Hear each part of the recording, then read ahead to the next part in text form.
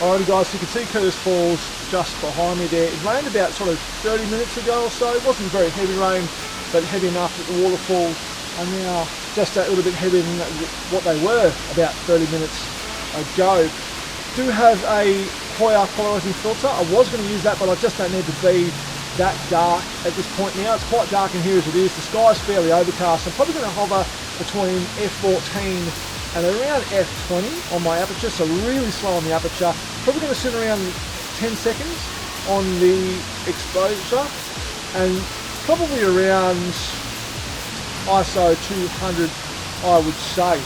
I don't want to blow out the waterfall completely, so 10 seconds is enough, but it gives me that little bit of detail without completely blowing the waterfall out, and keeps the pond view nice and smooth. If it sprinkles again, that'll be even better because we'll get that detail in the pond as we're trying to do that. Let me put the GoPro on top of the camera. I've got the 18-70mm on front of the D7000. Let's see if we can get a good image here. Let's get into it. So my starting settings are ISO 100 f20 at 10 seconds. So we're going to try and get this right in about 3 shots. Let's see how we go. Would have liked a remote shutter release for this. I do have one in the bag, I just don't have a battery for it, so I need to obviously get that sorted out. So that image is now popping up on the screen for you guys. It looks like it's reasonably in focus. And there's a bit of detail missing in the rocks actually. So this is why you need a remote shutter release, because you can basically compensate for any shape the camera might have, because basically you're not touching the shutter release. Those settings are pretty good. There's a leaf just up above you here. Let's see if I can actually move the camera up so you guys can actually see it. There's a leaf just there. It's a little bit in the frame. It's not distracting though, so we'll work with it. So now I'm actually going to move the camera a little bit to the right and try and play with my composition a little bit. It's not even, so we'll try and push that up a little bit to there.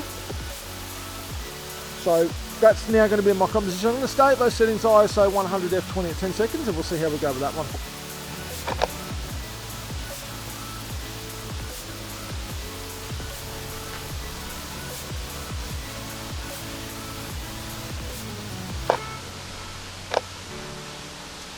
That looks pretty good, but you can see in the bottom corner of the frame there, this post just here is in the frame. So I'm going to zoom in just a little bit so that that's not in the frame. Yeah, something like that. Let's go again. Actually, we need to refocus on this.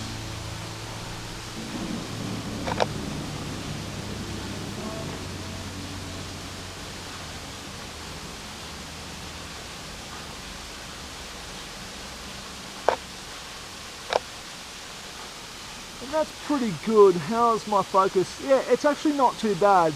But there it is, guys. That's Curtis Falls. Thank you so much for watching, and I'll catch you later.